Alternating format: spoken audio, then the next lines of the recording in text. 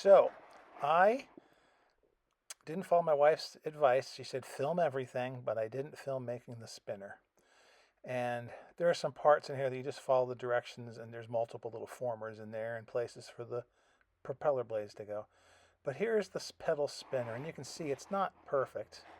Um, it looks better up in person, actually.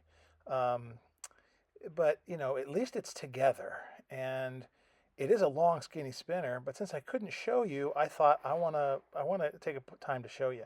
So this is a little tool, and then here's another spinner from a P-61 Black Widow that my wife gave me, and I want to show you how I did it, so that it's a good thing to know how to do.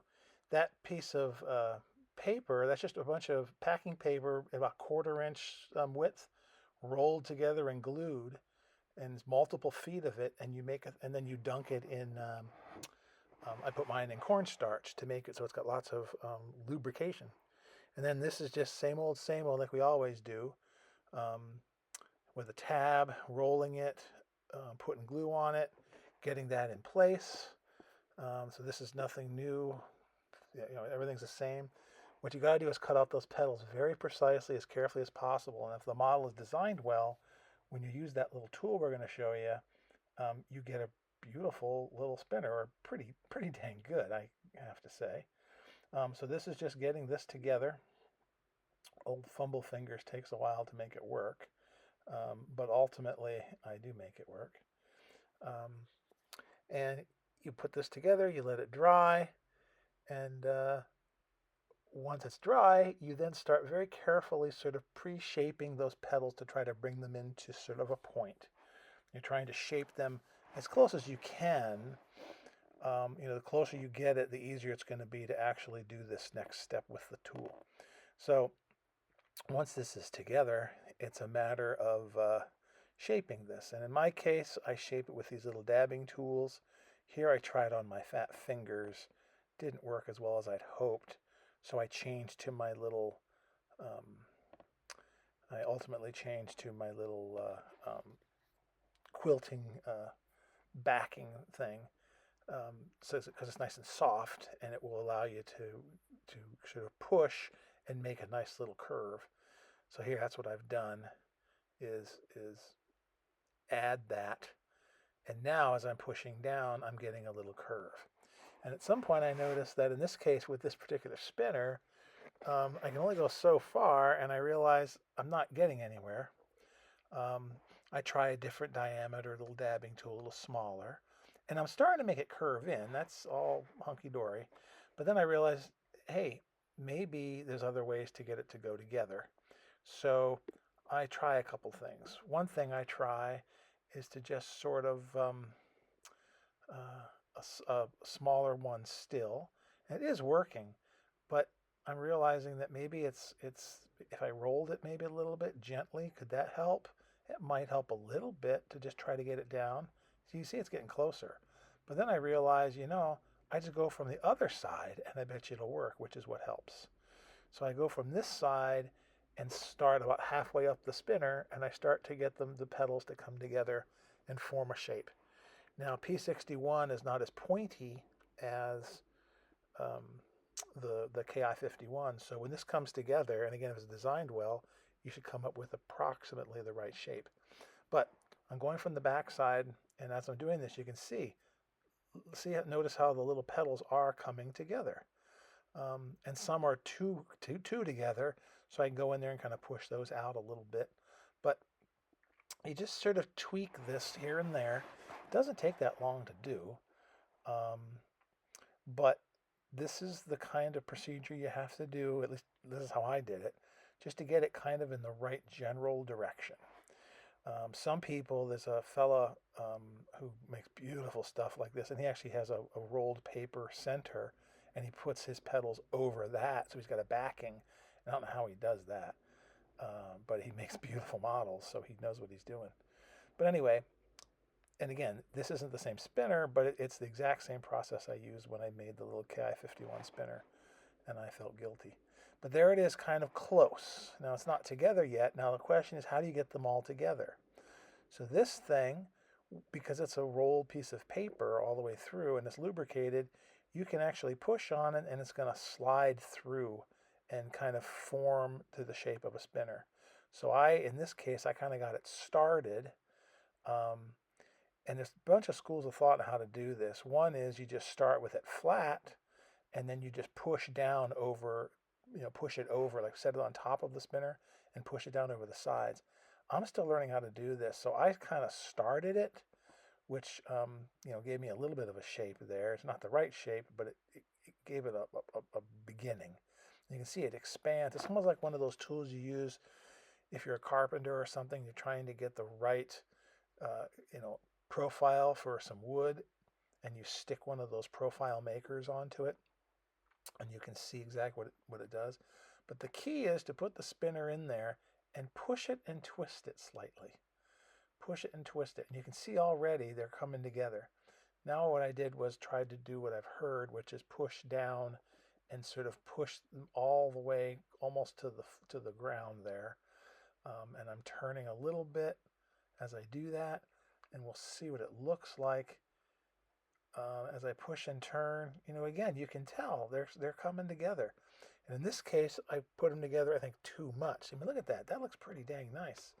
The problem is, well, a couple things. I tried to form it like this, which is a good idea. But I looked in there and I noticed that some of them are overlapping at the tip, and I don't want them to overlap. That's not what you want. But you can see the gist of it. Look at how clean those look.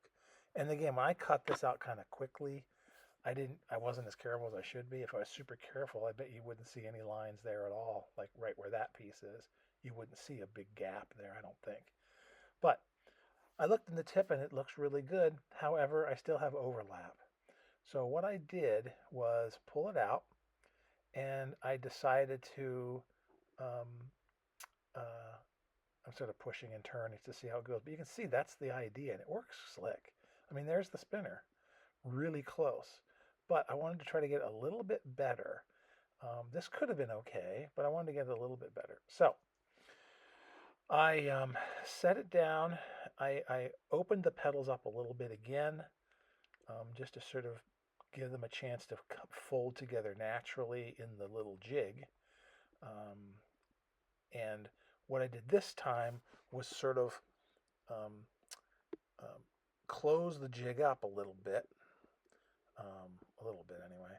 I'm trying to squish it, and I tried to push it down and squish it down over the actual piece a little bit better. So I'm pushing and I'm letting it form its own shape based on the spinner that's under there.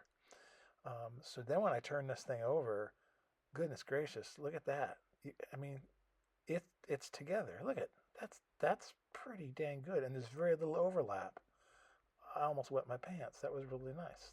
That's turned out better than my spinner on the Ki-51. Anyway, but then as you twist and push a little bit, in my case, just a little too much, and like I said, you'll start to overlap each other, and you don't want that. But a little delicate touch goes a long way, and you can keep playing with this and get them as nice as you can get them. This is actually better than it was before already. So then you take some glue and you hold it tight down there, and you just paint all those petal areas with glue. And I'm using this Aleene's turbo tacky glue. So this stuff, as we've been using it for a long time now, it dries pretty fast and glues things pretty quickly.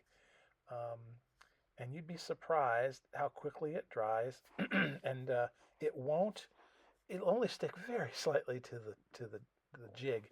I mean, the jig has, again, powder in there, so that helps keep it so it won't stick.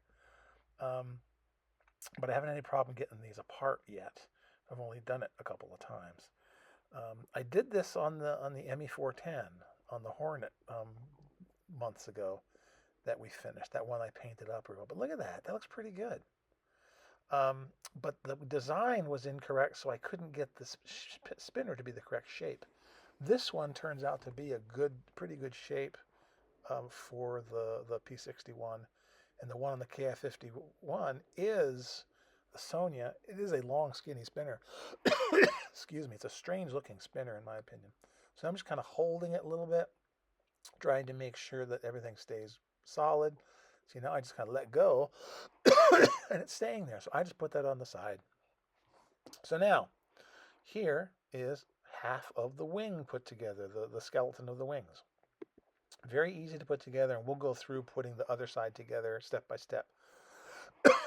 But the way it's done, and you can see there's the center, uh, makes a nice, strong, straight, clean wing. And then what I wanted to do was test putting it into the fuselage. So if you recall, those two slots are there, and this thing should fit right down into those slots. And it did. It was very close, but it was a tight, tight fit. Excuse me. So what I did was, this is a piece of the cardboard that's the same thickness as the spar. And I just cut a strip of it, and I used that to kind of force it in and go back and forth to make sure that, if that piece fits, dang it, my spar should fit because it's the same thickness. So I did that on all over the place to make sure that it was pretty clean. I also took a little piece of sandpaper and folded it over. And when I folded it over, I just kind of slid it in to the slots. I folded it over once or twice and put it into the slot and just kind of went back and forth and sanded it. Now there is a spar in the center there, so you had to do it on 4 sides, like one there, and you can feel when you get inside where the middle spar is, because there's a spine that goes down the bottom of the fuselage. But that basically is how I did this. And I did this a few times to the point where I've got a nice slip fit. And that little line you see that's showing just above the slots, that's supposed to be where the wing rib goes up against the fuselage. So now it's to the point where I can put this in like this, and it's a nice friction fit, but it's not forced. Slide it right in, and when you look at this, again, it's hard to tell because of the lovely camera work, but look at where the top of the wing root, how close it is to that little piece of that little drawing. See down there? You can barely tell. I think there's another picture where it gets a little bit better for a split second. You look down there, kind of. See that down there? The one on top is where the fillet's going to go, but look at the other one that's down there, right at where the rib is up against the fuselage. It's right where it's supposed to be. Pretty awesome. I'm very pleased. So what we'll do next time is build the other half, and then we'll start skinning. But this means the wing's going to fit. It's strong, it's straight, it's got ultimate dihedral built into it. It looks great. So I'm super excited now because I was worried about the wing. So that's pretty slick. And now here's this little guy. He dried a little bit, and I just kind of tweak him back and forth, kind of give him a little pry, and out he pops. And there's my tool ready to be used again. I suppose you can make those any size you want too. But here is this spinner. And you can see I did not take the time to color edges and things, but that is a lot better than something I could have made by putting them in and gluing them laboriously from end to end, edge to edge, and try to stick them together. I'd have had a devil of a time. So this isn't a thing I made up, by the way. I found this on some paper modeling sites that people have done over the years. So it works. So there's one way to make a spinner.